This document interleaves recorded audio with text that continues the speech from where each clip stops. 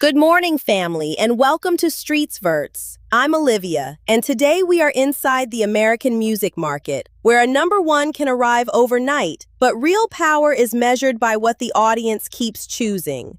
Did you know Billboard introduced the Hot 100 in 1958 to bring different measures of song popularity into one chart? More than 6 decades later, the lesson still holds. One loud number never tells the whole story. This week, KATSEYE has the biggest album opening. Phoebe Bridgers reaches a new solo level, and Langley is turning country dominance into total market pressure. Then, Ariana Grande, Rapsody, and Steve Lacy show us 3 different ways to sustain attention. On the radar, Twisted Teens, Denzel Curry with Kenneth Blume, and Destin Conrad are building routes that could become much larger. Let's follow the evidence. KATSEYE enters this report with the biggest album result in the American market. Wild has debuted at number 1 on the Billboard 200, giving the Los Angeles-based global group its first chart-topping project. Beautiful Chaos previously peaked at number 4, so the movement is clear. The campaign has converted a strong foundation into a larger opening. But a number 1 debut is the start of the test, not the end. KATSEYE now has to show which songs remain active after opening week, whether the group's identity stays coherent through pressure, and whether listeners follow into the tour cycle. The most useful evidence will be album retention during the following 2 weeks, track-level consumption, and ticket response by city.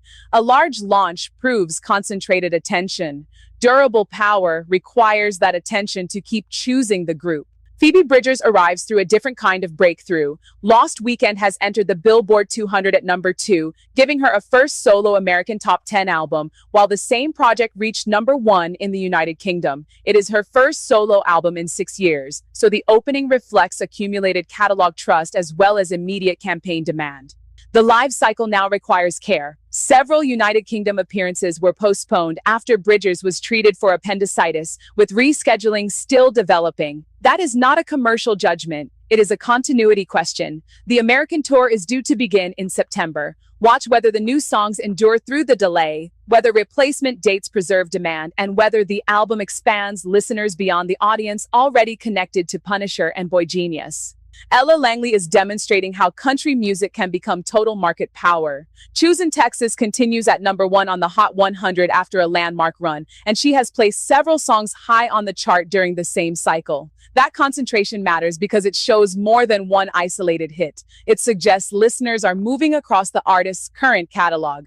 The next professional step is to convert song dominance into durable artist infrastructure. Watch the album response, headline ticket demand, radio movement beyond the country format, and whether multiple songs remain active after Choosing Texas leaves number 1. A long chart run creates cultural familiarity, but the career result depends on what the audience chooses next. Langley's opportunity is to leave this cycle with more than a record. She can leave it with an expanded market. The first 3 stories prove that visibility can come from very different places. A global group's number 1 debut, a 6-year solo return, or a country song that refuses to leave the top. But the conversion question is the same. What survives after the peak? The answer will appear in repeat listening, ticket demand, catalog movement, and the audience's willingness to follow into the next decision. Ariana Grande remains in the spotlight because the campaign is carrying more than one active signal.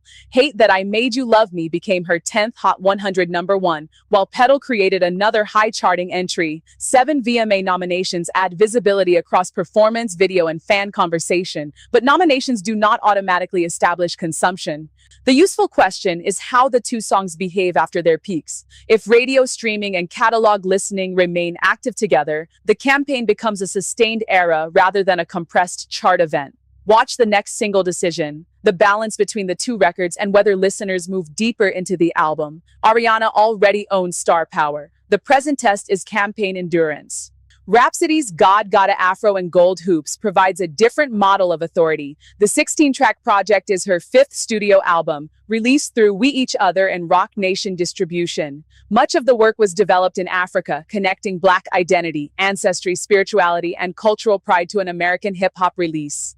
That creative depth gives the album a strong editorial identity, but the market still has to respond. Watch which tracks escape the full album context, whether collaborations introduce new listeners, how the project enters live performance, and whether repeat listening grows outside Rhapsody's established audience. Critical respect and cultural purpose are real assets. The next stage is turning those assets into broader, measurable audience movement without reducing the work to a commercial formula.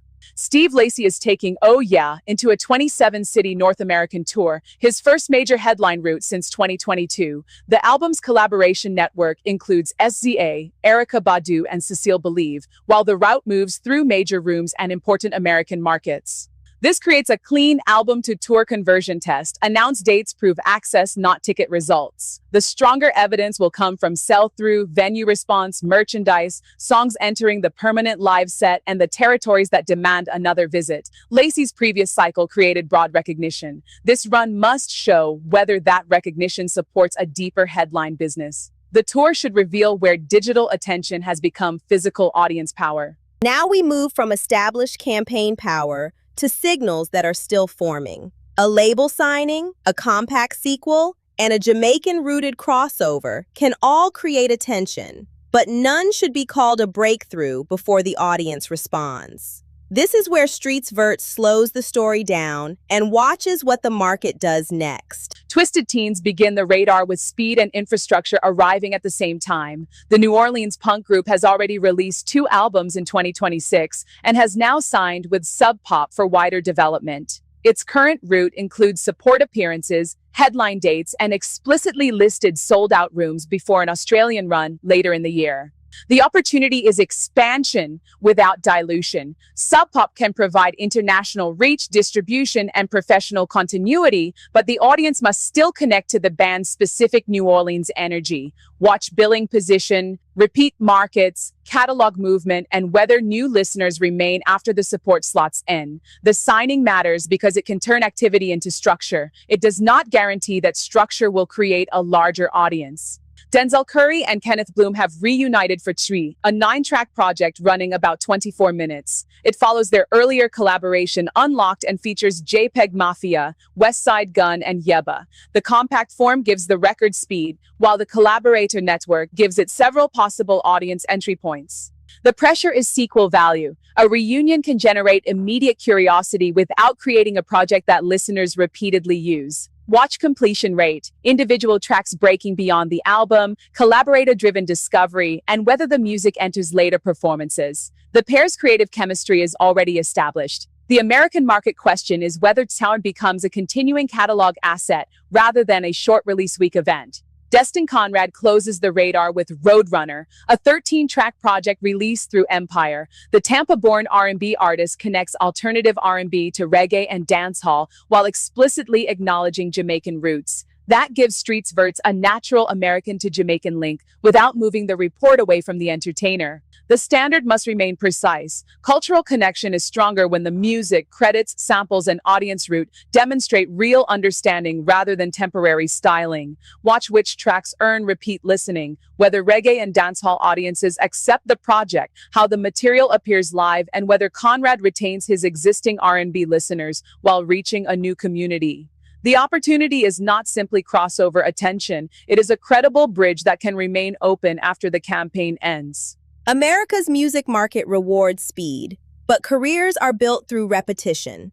KATSEYE, Phoebe Bridgers, and Ella Langley own the biggest results today. Ariana Grande, Rapsody, and Steve Lacy are testing endurance. Twisted Teens, Denzel Curry with Kenneth Blume, and Destin Conrad are testing direction. Which of these artists is best positioned to turn this moment into lasting power? Tell us what evidence you are watching and stay connected to StreetsVertz.